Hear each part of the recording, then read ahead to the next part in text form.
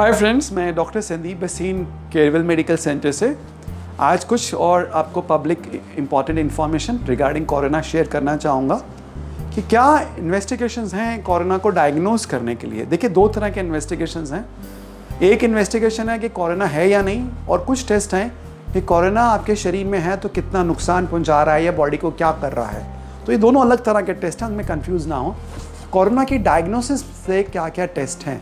देखिए, जो कॉमनली सबसे कॉमन कोरोना को कंफर्म करने के लिए टेस्ट हो रहा है वो RT-PCR टेस्ट है ऑफ द कोरोना, और ये एक PCR टेस्ट है। इसमें हम देखते हैं कि कोरोना आपकी बॉडी में है या नहीं है। बहुत ही सेंसिटिव टेस्ट है और इन 70 to 80% केसेस में ये डिटेक्ट कर पाता है कि बॉडी में कोरोना है या नहीं है। दूसरा टेस्ट जो कॉमनली इस्तेमाल हो रहा है उसको रैपिड टेस्ट बोलते हैं, रैपिड एंटीजन टेस्ट बोलते हैं। ये कोरोना के कोई ना कोई एंटीजन को, किसी हिस्से को डिटेक्ट करता है। इसकी सेंसिटिविटी सिर्फ 50% तक है और ये बहुत रैपिड है। 30 मिनट में इसकी रिपोर्ट आपको मिल जाती है। थर्ड टेस्ट जो हो रहा है वो एंटीबॉडी टेस्ट है। कोरोना ख़त्म होने के बाद 4 हफ्ते या 5 हफ्ते के बाद ये टेस्ट किया जाता है। इसके अंदर IgG एंटीबॉडीज़ को देखा जाता है कि वो आपकी बॉडी में निर्माण हुई हैं या नहीं हुई हैं। अगर आपके अंदर IgG एंटीबॉडीज़ मिली हैं तो इसको माना जाता है कि आपके अंदर जो इम्यूनिटी है, सेलुलर इम्यूनिटी है, वो आ गई है, आपकी बॉडी में आ गई है अगेंस्ट द कोरोना वायरस। तो ये IgG, इसको सर्विलेंस टेस्ट भी बोलते हैं। तो ये 3 टेस्ट हैं जिसको हमको समझना है और इनका क्या क्या महत्व है इसको हम समझेंगे। देखिए, RT-PCR टेस्ट बहुत ही सेंसिटिव टेस्ट है और अभी जो ICMR के नए रूल्स आए हैं, RT-PCR टेस्ट में हमको CT वैल्यू देनी है वायरस की। What is CT value? CT value the cycle threshold value. CT value 1 से 40 तक हो सकती है। अगर किसी की CT वैल्यू 30 से 40 के बीच में है, इसका मतलब वायरल लोड बहुत कम है। अगर वो CT वैल्यू 30 से कम है, 30 से 20 है तो मॉडरेट, 20 से कम है, अगर 1 से 20 तक है तो वायरल लोड बहुत ज़्यादा है। जितनी कम CT वैल्यू होगी उतना डेंजरस आपका ये कोरोना का इन्फेक्शन है। तो आज से पहले हम CT वैल्यू नहीं ले रहे थे लैब्स में, लेकिन ICMR ने अब ये ज़रूरी कर दिया है कि जब हम RT-PCR कर रहे हैं तो उसके नीचे CT वैल्यू भी दी जाए। तो क्या इंपॉर्टेंस है इसका? मान लीजिए किसी ने अगर अपना RT-PCR कराया और उनका CT वैल्यू आया 10 या 5, इसका मतलब वायरल लोड बहुत हाई है। ये पेशेंट हाई रिस्क पे हैं, इनको ज़्यादा कॉम्प्लिकेशंस हो सकती हैं। एक और आदमी का भी RT-PCR पॉजिटिव आया बट उनका है 40 या 35, तो उनका वायरल लोड बहुत ही लो है, वो बहुत ही माइल्ड इन्फेक्शन है, तो उनको घबराने की ज़रूरत नहीं। या तो वो ऑलमोस्ट रिकवर कर रहे हैं वायरस से, उनका मेन इन्फेक्शन ख़त्म हो चुका है, या फिर उनका इन्फेक्शन बहुत ही माइल्ड है। तो CT वैल्यू का बहुत बड़ा इंपॉर्टेंस है। ये बता सकता है वायरल लोड कितना है बॉडी में। जितना कम CT वैल्यू होगा उतना डेंजरस आपका इन्फेक्शन है। पहली बात, मान लीजिए आपने अपना RT-PCR कराया कोरोना की शुरुआत में और आपका CT वैल्यू था 10, और 15 दिन के बाद आपने फिर RT-PCR कराया चेक करने के लिए कि आपको इन्फेक्शन है कि नहीं, और आपका CT वैल्यू अब आता है 25 या 30, इसका मतलब वायरल लोड आपका कम हो गया है। इसका मतलब आप रिकवरी के रास्ते पे हैं। अगर आप अपने RT-PCR को रिपीट करते हैं कुछ टाइम के बाद और अगर उसकी वैल्यू बढ़ रही है, पहले 10 था, फिर 25 हुआ, फिर 30 या 40 हुआ, इसका मतलब आप सही डायरेक्शन में जा रहे हैं, वायरल लोड आपका कम हो रहा है, तो घबराने की कोई बात नहीं है।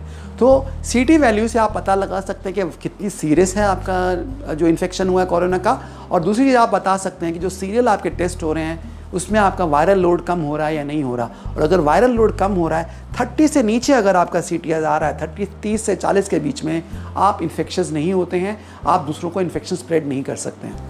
तो ये हमें CT वैल्यू से मालूम चलता है। रैपिड टेस्ट जो है वो तब होता है जब वायरल लोड ज़्यादा है।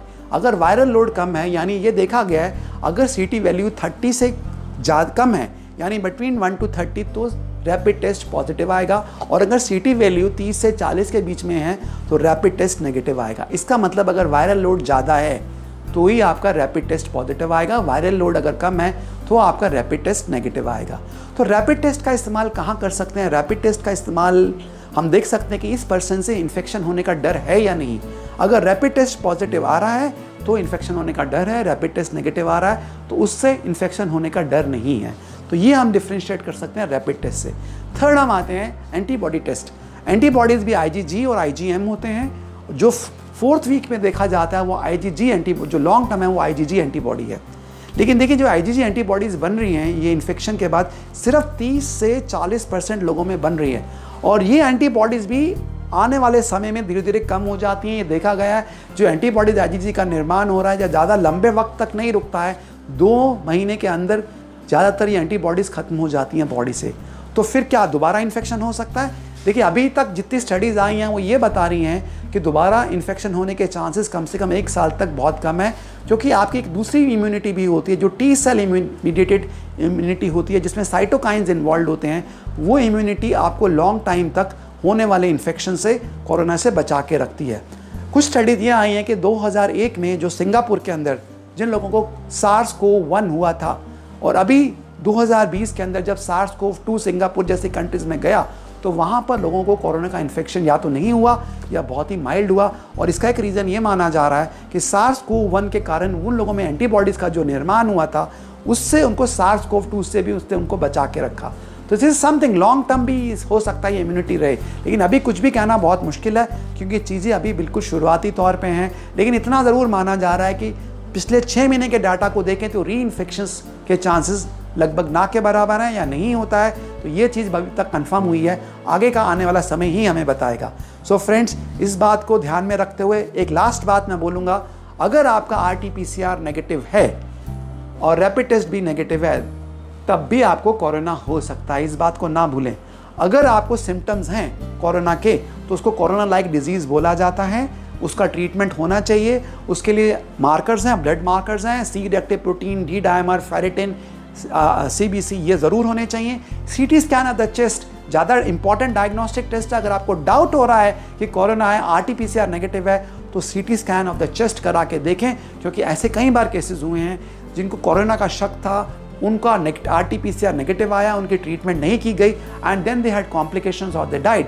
तो इस बात को ना भूलें, अगर आपको सिम्टम्स हो रहे हैं कोरोना के RT-PCR नेगेटिव आने के बाद भी तो ये जांचें ज़रूर कराएं। Thank you friends.